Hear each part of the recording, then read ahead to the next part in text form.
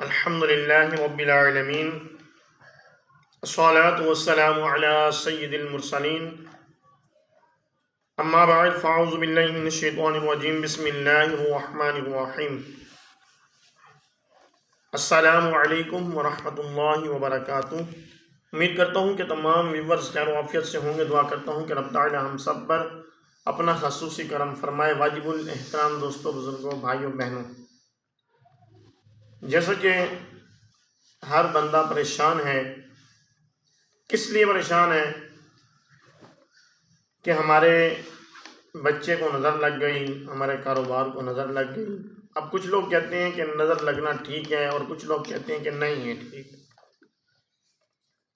آئیے جانتے ہیں، آقا صلی اللہ علیہ وسلم کی بارگاہ میں حاضری دیتے ہیں اور جانتے ہیں۔ ایک مقام پر آقا صلی اللہ علیہ وسلم نے فرمایا کہ نظر کا لگ جانا حق ہے،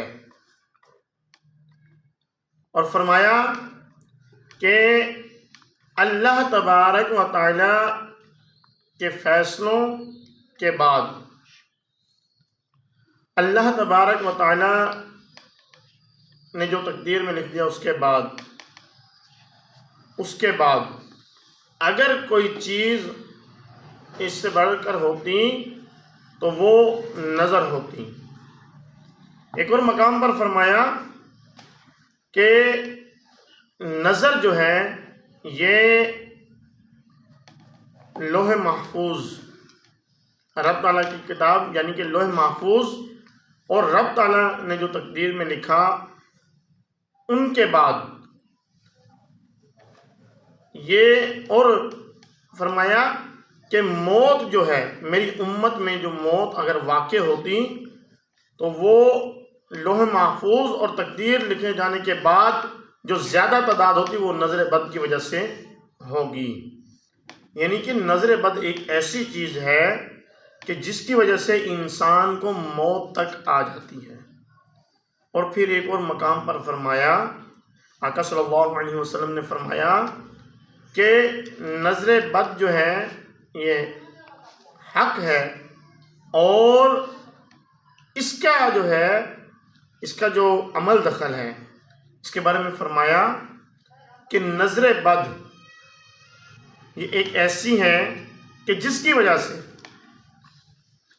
انسان قبر تک اور اونٹ جو ہے وہ ہنڈیا تک پہنچ جاتا ہے۔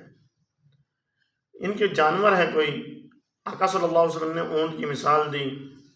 آپ صلی اللہ علیہ وسلم نے فرمایا کہ اونٹ بھی اگر اس کو نظر لگ جائے تو وہ ہنڈیا یعنی کہ سالن تک پہنچ جاتا ہے، اور انسان کو نظر لگ جائے تو وہ قبر تک پہنچ جاتا ہے، مرد کو یا انسان کو۔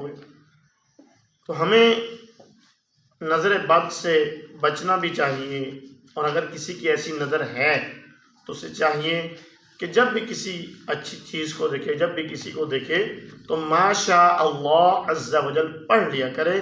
انشاءاللہ تبارک و تعالی سامنے والی چیز ہے، چاہے وہ انسان ہے، چاہے وہ جانور ہے، کوئی بھی چیز ہے، وہ نظر بد سے محفوظ ہو جائے گی اگر ما شاء اللہ عز و جل پڑھ لیتے ہیں تو۔ اگر ما شاء اللہ نہیں پڑھتے تو پھر نظر بد لگ سکتی ہے، تو اس سے بچنا چاہیے، اپنے بچوں کو بھی بچانا چاہیے۔ انشاءاللہ آئندہ جو ہم ویڈیو بنائیں گے اس میں نظر بد سے بچنے کا طریقہ، اور اس میں نظر بد سے بچنے کے وظائف، اگر نظر بد لگ چکی ہے تو اس کو کیسے دور کرنا ہے، انشاءاللہ یہ مکمل طریقہ کار اس میں بیان کریں گے۔